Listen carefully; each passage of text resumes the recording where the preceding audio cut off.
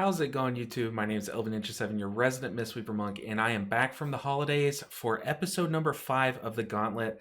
I unfortunately forgot to plug my mic in before I started filming, but don't worry, I did catch it after the first key. Spoiler alert, I guess. But guys, welcome back to the Gauntlet. You guys know we take our key that we get at the beginning of the week and we push it with pugs until we break it to show you guys the true pugging experience. Like I said, you're gonna see me voicing over what looks like me talking in the first key, but after that we jump right back into it. I hope you enjoy this episode of the Gauntlet, and make sure you guys like it if you do like this video, and share it with your friends if you like this series and want to see it continue. We're starting off with a plus 23 Waycrest, which can amp up really fast. Let's go and jump into it. All right, so we're voicing over after the fact once again, but these are the talents.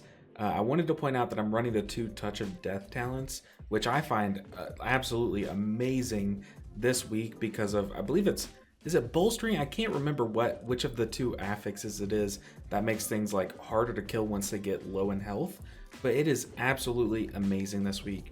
But here, I'm showing you this first pool because it kind of gives us an indicator of how some of this key is going to go. You know, it's always good to find out early who in the group it is that's going to need the most healing, and there you see we do have our first death, and then once again we have one person that keeps jumping the gun. Now I don't know what it was with this guy. I don't know if he's just very squishy and just takes like bolts or like little casts harder than the rest of us, but the shaman, you'll notice throughout the key, it kind of becomes a theme that they do take more damage than everyone else, and they do claim it's the tank that is like not taunting or something, but I don't know. I don't care about all that. I just care about timing this key, and I don't mind any deaths, but it's early on and we can easily bounce back and time this key. But guys, you guys know the Gauntlet is one of my favorite series to do, and I've actually seen a lot of love from you guys for the series. You guys love seeing how real it can be, like pugging keys, like kind of like a pug adventure style series, but also it can actually push my IO quite a bit, and it has, especially in those earlier episodes. But one thing that is different about this episode is that in the last episode we did kind of mess around with the caster build and just have fun with it. But that's not what the Gauntlet's about. We are supposed to be pushing IO with the Gauntlet, so that's why we are back with the Chi-Ji, Phaeline, the standard Mistweaver Mythic Plus build. But there, the Shaman drops once again. I believe it was to a cleave. That's what I'm saying is I'm opening it up to you guys. How is the Shaman dying when he does? Because I just could not, in the moment, I could not figure it out, and right now I'm watching it back on like a smaller editing screen, but it looks to me like avoidable things. Like, did he get hit by the frontal in that first death? Like, did he just, I don't know, did he die with defensives to something he could have avoided? I'm not sure, but we don't, spoiler alert, we don't let it affect us, and it does not tank the key like it has in the past. Sometimes people like this person leave the group and it ruins it, but you see there, man, the druid almost dies and saves his defensive for the last second. Kind of wild stuff, living life on the edge. As the healer, I don't like it, but if I were anyone else, I would have loved that play from the druid. But yeah, I don't know. The thing about the Gauntlet is it's not really up to me how well we do in every case. It's pretty annoying in the sense of that we have to like rely on everyone else to like at least stick around and finish the keys. But so far, this group, I mean, they're doing very well despite the few deaths, and they aren't letting those deaths let them get toxic, because I'm sure you know that people like to kind of call out people when they die. My group didn't do that. They just stayed silent, let him vent a little, and just got right back to pumping. So shout out to these guys. They're great. But one thing about this week is, as you see here, there's a lot of those infected thorn casts that we have to stop from getting off. And you see there, another death. I believe here's where they start saying it was the tank not taunting. I'm not sure, but those infected thorn casts are especially deadly this week. They can chunk down your health bar. You see there on the druid, it's really hurting the druid. But why they're so deadly this week is because of afflicted.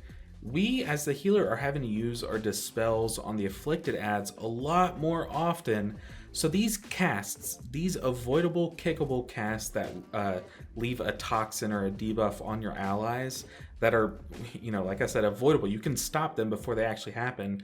They can help us save our defensive. I'm sorry, our dispel.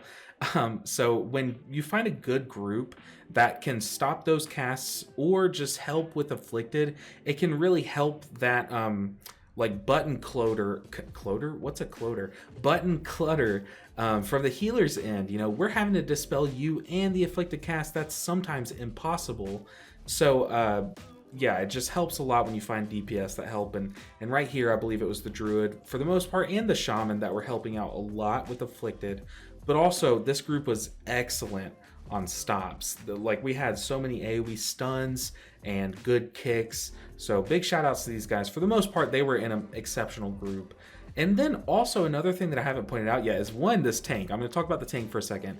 So right here, not right this pool, but the pool before, he did something that I haven't personally seen before, where the tank closes the little door on his way in to pull these mobs. And I thought, in the moment, I was like, what the heck? But then I thought about it for like a second, and it's to make sure that we don't pull, or like those mobs don't see us. I'm pretty sure is why he does it. But to me, that is so clever and very, very smart. Like one of those small things that separates a good tank from a great tank. And two, the second thing that I want to mention about this tank, as the shaman dies once again, and here is where he starts blaming the tank. So perfect timing for me to talk about it. But the tank is a warrior, and I have not seen a warrior tank this entire season. I'm not even kidding. I haven't had one single warrior tank this entire season, and this guy does a great job. Maybe there were some aggro issues. Once again, if you guys know what's going on with the shaman and why he's dying, let me know down in the comments, because for now, I'm going to say great job tanking, and the shaman is not in the wrong either, because I just don't know what the problem was. But he do be dying though. He sure do be dying though, and the tank do be tanking though. So that's all I can say as the healer. But yeah, these packs for a fortified key, they're not super difficult. They are kind of like a heal check in a sense where like there is a good amount of damage coming out, but for the most part, as a Mistweaver, we can really deal with that by swapping between like spinning crane kick for the AoE healing, and then when we need to spot heal, we're excellent at spot healing. So nothing too troublesome here. And the good thing is, these next two bosses are pretty easy, and I believe I just completely edited out the like Jabba the Hutt boss, but this boss I absolutely love. So for the most part, I'll show you guys what all the mechanics and how I handle them on this boss are. So right there, I straight up just spot heal the guy in the thorn. I know a lot of people like to help damage it down and rely on ancient teachings to heal them, but I've had moments in the past where the ancient teachings get split to a point where that person does start to die, and I just play it very safe and just pump heals into them. But then this part is so cool, the part where the tank has to pull over the fire, and you see here once again, we have another time where the shaman gets sucked in. But right here, I see that my tank is starting to run towards fire. So you'll see me kind of like roll around to the opposite side of the room, because as the healer, one, there's a crap load of damage coming out. So right there, I'll pop a Shayloons. But two, these little fire ads are drawn to healing. So this is why I love this fight, because it actually has a healer mechanic. You have to get their aggro by healing a lot. So a Shayloons is perfect. Just spamming Vivifies with a lot of Renewing Mists out is perfect. And yeah, so this boss is easy. You see there, I wanted to show you guys just how much mana we got back from a Mana Tea. But yeah, that boss is sick. The Jabba the Hutt boss was very easy. I used a couple of tricks, like I guess number one, the only real trick that I used is using Chi during the phase where he starts like, covering half the room with the frontal and then covering the other half of the room with the frontal, and, following you guys with his frontal. I use Chi there because it helps you move over the slow puddles very easily. But outside of that, that boss is very easy. You just have to use your Shayloons once he spits, and yeah, the boss falls over. But these packs right here, nothing too scary. I just wanted to show you guys just how annoying this corridor is. And right there, we have to use Shayloons to actually heal the afflicted mob because our dispel was not ready, or maybe it was. I don't know. Oh, no, it wasn't, because The tank dispel is so annoying in this corridor. I'm pretty sure if you don't dispel it, your tank will die. So once again, this is just another moment where having DPS that can help with Afflicted is excellent, but as the healer, it's always worth it to come prepared and to have something like Shayloons or like spamming a lot of mana to spam a Soothing Mist and Vivifies into someone or an Afflicted that needs healing. So be prepared yourself, but also it's just excellent to have DPS help you along the way. But here, man, I don't know why. I'm putting a lot of faith in this Shaman. He was sitting pretty low for quite some time, and I had Life Cocoon ready, but just did not use it. But you see, you'll still see my mouth moving a little bit here, guys.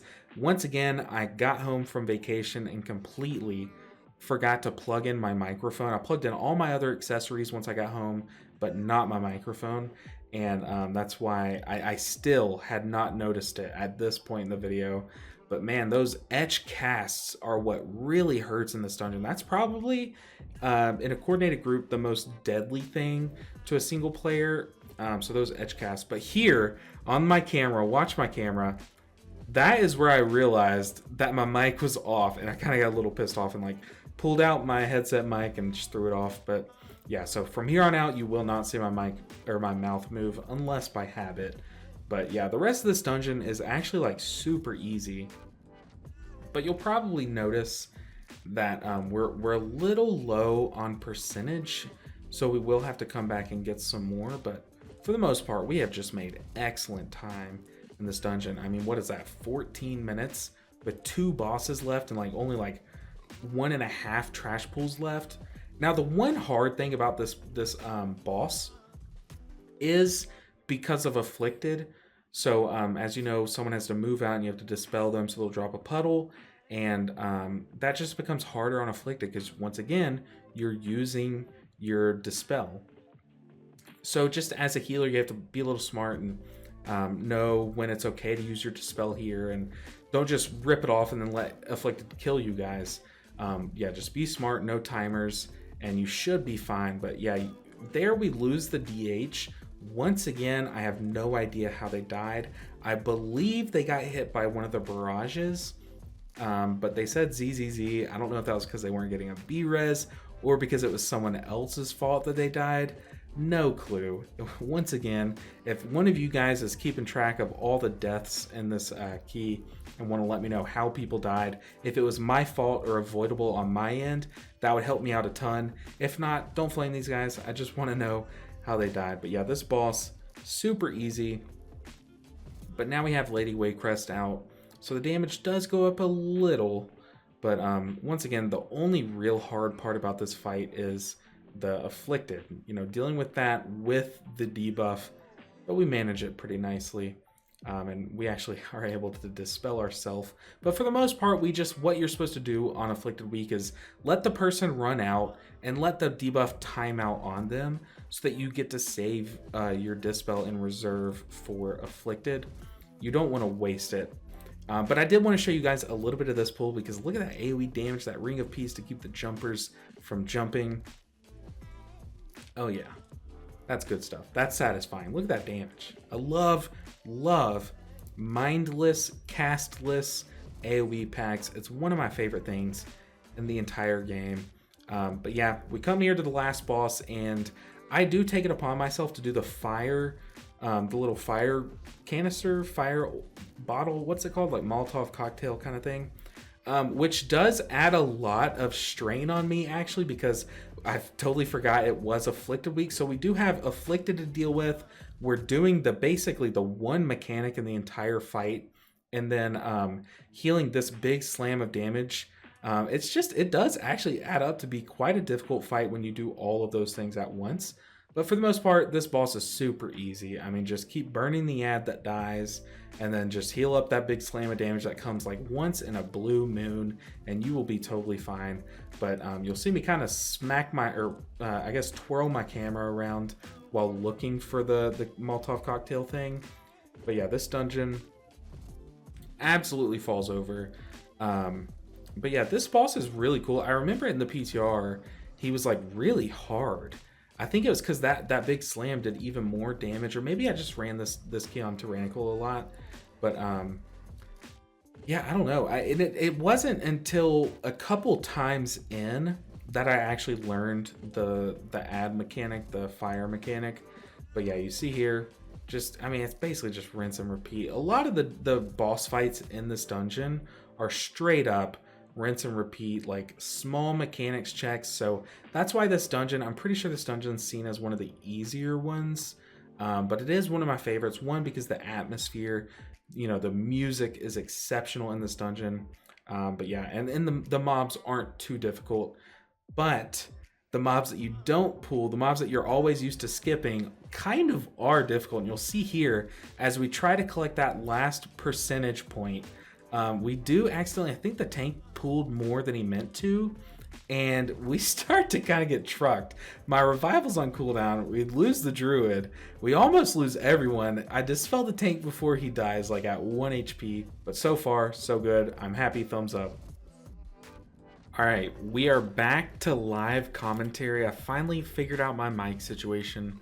And I don't know, we're back to running with an AUG, and this is one of the harder dungeons, especially on Fortified Week. This is a pretty difficult dungeon.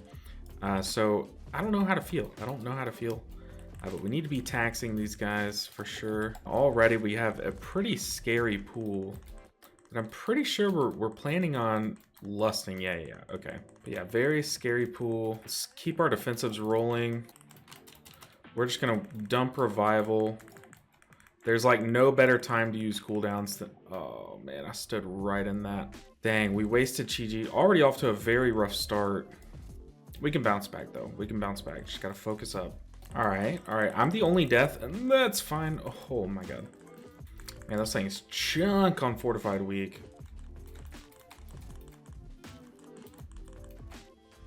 I will say though, this is a great week for the Touch of Death talents. I mean, things being, what is it, bolstering that the last bit of their health, they're like CC immune and stronger. And yeah, this is an excellent week for that talent. And if you're someone that's lucky enough to have both the Naimu staff, or the Nimue staff, however you say it, and the Galakrond's Fall staff, Iridal, then this is a great week to swap to the Iridal staff if you're someone that alternates between both. Even though it's a fortified week, and I bet the Nimue staff is probably a little bit better on fortified, I think having the execute ability on the Galakrond's Fall staff Iridal is probably a little bit better this week. All right, that was actually a really clean pool. So far, this group has what it takes. Me being the only death is a great sign. I'm not beating myself up about it too much, because I know, look, that is a tough pool. Someone's bound to die, and of course I just let like one thing, like standing in the spinny circle, just slip past my mind. But now our mic's working, and it's a plus 25. We're gonna gain a lot of IO from this. I am not worried one bit. Man, this group is also on top of those afflicted dispels. It's making my life a lot easier because I can actually dispel debuffs that land on our group. The tank just used their trinket, the one that saves their life, I'm pretty sure. That's not good. But what we're going to do is we're going to try to keep an enveloping mist rolling on the tank. That way they just have that added protection, added healing from us. And focus these afflicted adds whenever they spawn. And man, this group is on top of it. But this boss is honestly so easy, especially on fortified weeks. Especially when you don't pull those flowers into it. Yeah, this boss is kind of a joke. So, yeah, I'll probably be skipping this boss for you guys. Yeah, I mean, the boss just falls over. It just takes so long, man. That boss is so slow to kill. Another nice sized pool. Pretty good sized pool, if you ask me. Got a couple things to focus on in this pool, though. Oh, shoot. Especially now. Got an abomination here. Okay, that abomination eruption did not hurt at all. Yeah, we're really having to help out the tank.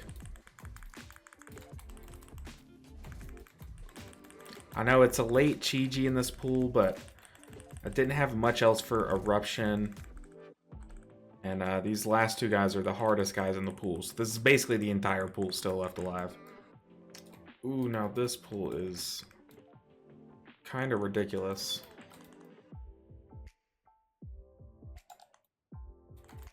Hey, our tank had a plan to boop that guy away, so I'll just follow in his footsteps. Let's go and pop Chi-Ji, though. This is a spicy pool. Yeah, this group is actually, like, excellent. This group is really good. This is a terrifying pool, though. All these spinners, I think there's, like, 2 or 3 in this pack. And, yeah, they can really nuke health bars. So we gotta definitely watch our tank's health and get ready to react. So, ooh, having things like Vivacious Vivification at the ready and, oh man, and Life Cocoon, but we are out of Life Cocoon. Ready to dispel the tank. Man, this is a spooky pool. Ooh.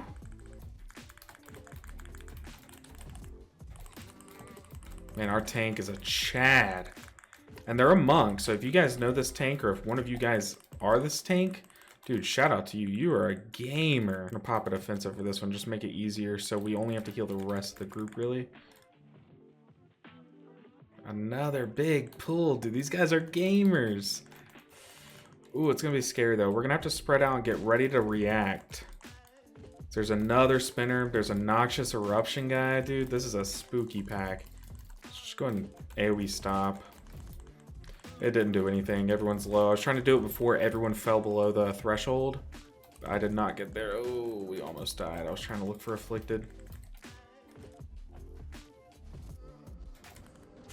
I was dodging this way and he moved that way. We might just, yeah, we're just gonna Soulstone. Oh, that's a 1-stack Shayloons. Oh no.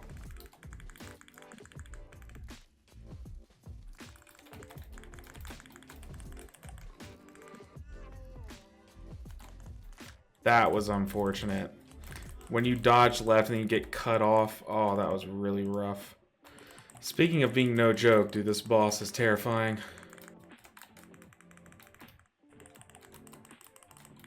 We're popping Chi-Ji just because this is starting to hurt.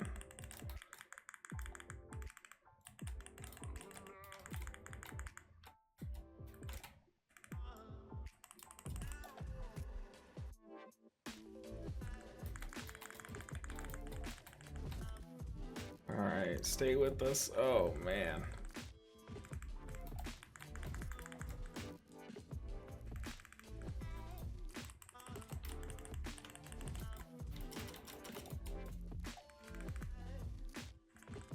It is not looking pretty for the home team, let me tell you. I popped Fort Brew just to be safe. I have Life Cocoon too. Okay, it's starting to look pretty again. Alright. Looks like we've made it through this boss. But man, it was not pretty at all.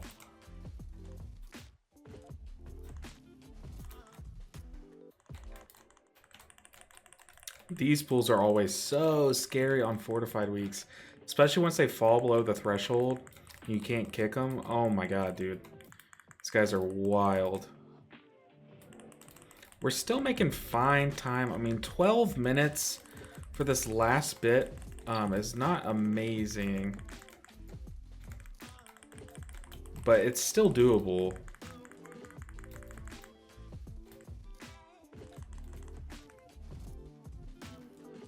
Oof. Salvo was pretty scary. We're just gonna spinning crane cake. Dude, these pings are helping me out too. Some of these afflicted guys I am not seeing, but they're pinging them to help me find them. It's really nice.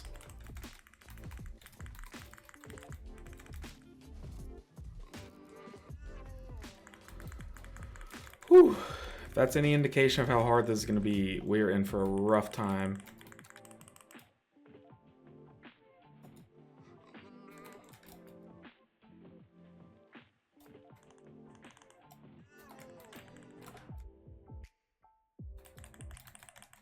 Man, I'm having to use like every cooldown. Trying to save revival though, in case we get like a big stun moment during the boss. But this boss is like make or break. Okay, they're doing trash first. Nice. That gives us time to get mana. I did just use my my mana tea. I wonder if he wants us to lust this boss or the final boss. So I think we had discussed lusting the last boss. But honestly, at this point, like, I'm fine with whatever. We're just gonna pump into the tank a bit. All right, here we go.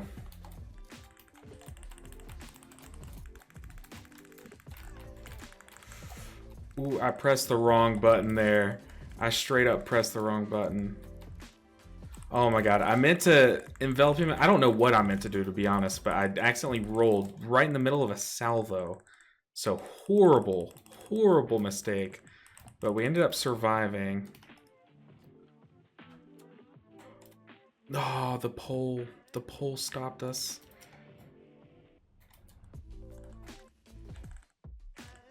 Wow, okay.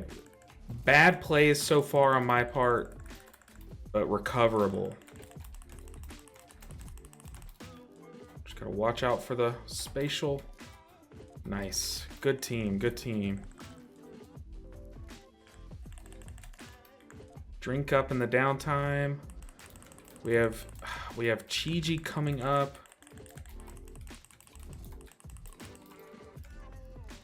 Just gonna Shayloons. Watch out for that. Nice. Okay, we have Chi-Ji for the hard one. We also have every defensive. I'm just gonna Fort Brew this next one.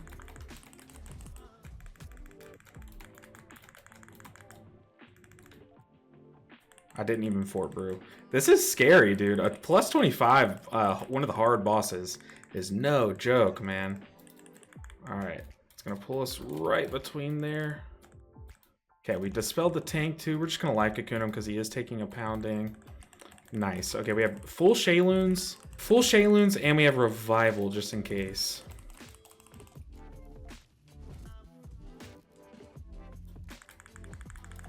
So heal the damage, and then worry about the pool.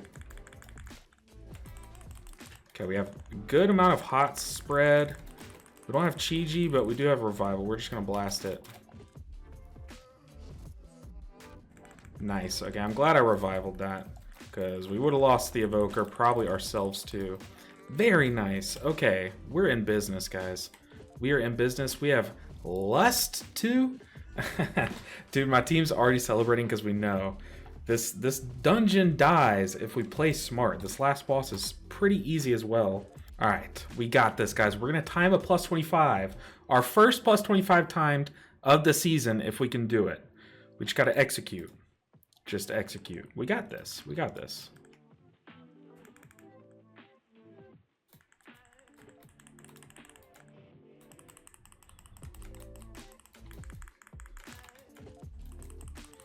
All right, I'm not gonna edit any of this boss, so I will get silent for a lot of it. So expect that. Expect some silent, awkward moments of my gamer face.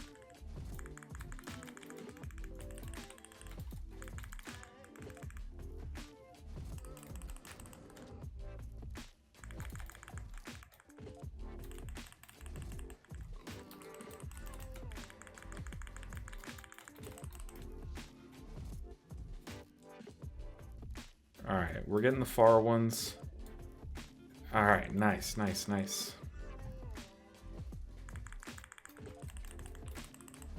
We're gonna defensive that, make it easier to handle.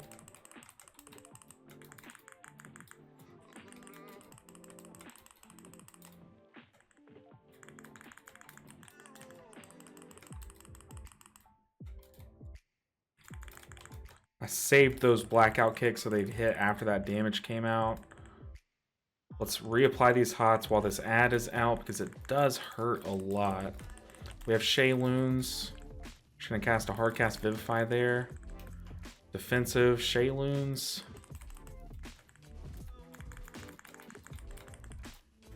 Okay, I don't see these afflicted ads. Oh, there's one.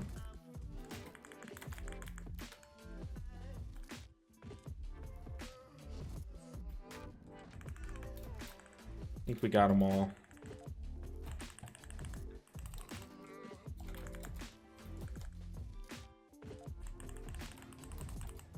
Okay, we're gonna drink up before the ad comes out.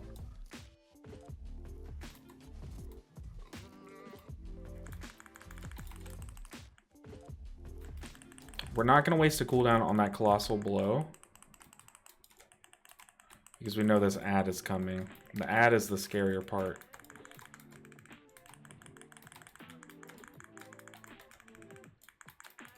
Especially when we get an overlap on abilities.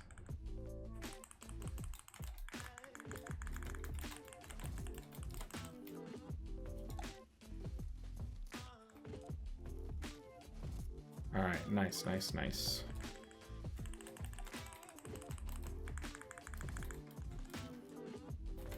If any of these guys are in your guild, make sure and give them a shout out, guys, because I know maybe some of you might know one of these guys, and they are excellent players. I've thought this the entire key, and they're really busting ass out here to try to get this key timed.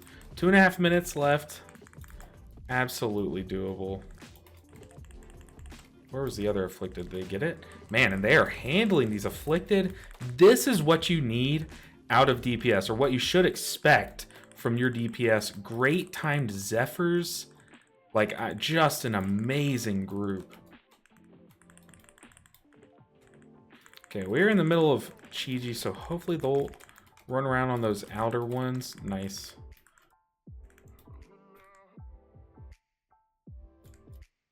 Nice, and these pings are clutch, dude. This group is insane.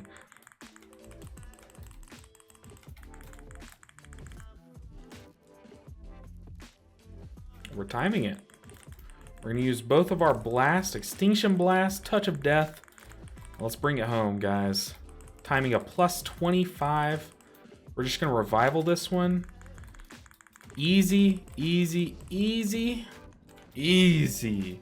Hell yeah, we timed a +25, and the Gauntlet continues. Let's see, do we get anything out of the vault? I don't think so. I think just gold. All right, so that is probably going to do it for this episode.